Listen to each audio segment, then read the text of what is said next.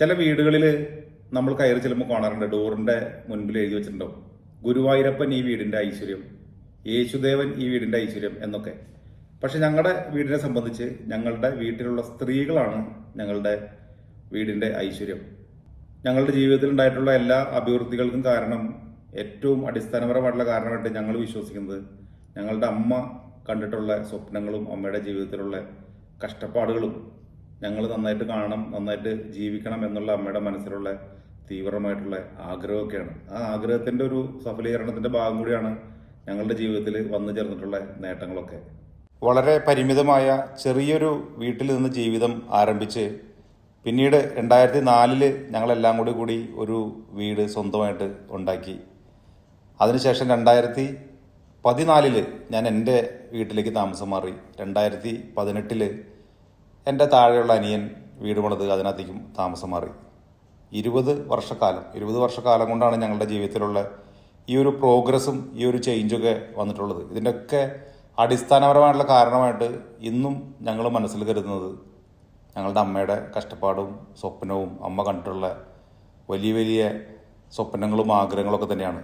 അതിൻ്റെ ഒപ്പം തന്നെ ഞങ്ങളുടെ വീട്ടിൽ വന്നു കയറിയ 3 വനിതാരത്നങ്ങൾ, അവരങ്ങനെ തന്നെ വേണം വിശേഷിപ്പിക്കാനായിട്ട്. 3 കുടുംബങ്ങളിൽ നിന്ന് വന്നിട്ടുള്ള വ്യത്യസ്ത ജീവിത സാഹചര്യങ്ങളിൽ ജനിച്ചു വളർന്ന് ജീവിച്ചു വന്നിട്ടുള്ള 3 പേരും ഞങ്ങളുടെ വീട്ടിൽ വന്ന സമയത്ത് ഒരു മാലയിൽ കോർത്ത മുത്തുകൾ പോലെ ഒരുമയോടെ നിന്നു എന്നുള്ളതാണ് ഞങ്ങളുടെയൊക്കെ ജീവിതത്തിലെ വിജയത്തിൻ്റെ ഏറ്റവും അടിസ്ഥാനപരമായിട്ടുള്ളൊരു കാര്യം.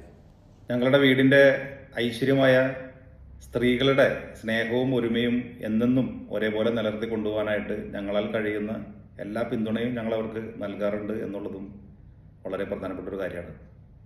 2016 വീട് പണി കഴിഞ്ഞ് താമസം മാറി 2021 വരെയുള്ള സമയത്ത് ഞങ്ങളവിടെ ഉണ്ടായിരുന്നു സ്ഥിരമായിട്ട്. 2021 വീണ്ടും എൻ്റെ ഫാമിലി അബുദാബിക്ക് തിരിച്ചു പോന്നു. കൊറോണയൊക്കെ വന്ന സാഹചര്യത്തിൽ നാട്ടിലേക്ക് എപ്പോഴും പോകാനും വരാനൊക്കെ പറ്റുന്ന ഒരു സാധ്യത ഇല്ലാതായപ്പോൾ ഫാമിലിയെ ഞാൻ ഇങ്ങോട്ട് കൊണ്ടുവന്നു. 2021 ഒക്ടോബർ മാസം മുതൽ എൻ്റെ ഫാമിലി ഇവിടെ എൻ്റെ കൂടെ അബുദാബിയിലുണ്ട്. ഇപ്പോൾ എൻ്റെ വീട്ടിൽ താമസിക്കുന്നത് എൻ്റെ ഇളയ അനിയനാണ്. എൻ്റെ ഇളയ അനിയനും അച്ഛനും അമ്മയുമാണ് എൻ്റെ വീട്ടിൽ താമസിക്കുന്നത്. ഞങ്ങളുടെ ആദ്യം ഉണ്ടാക്കിയ 2004 ഞങ്ങൾ ഉണ്ടാക്കിയ ഒരു വീട് ഞങ്ങളുടെ പരിചയമുള്ള ഒരു സുഹൃത്തിന് വാടകയ്ക്ക് കൊടുത്തിട്ടുണ്ട്.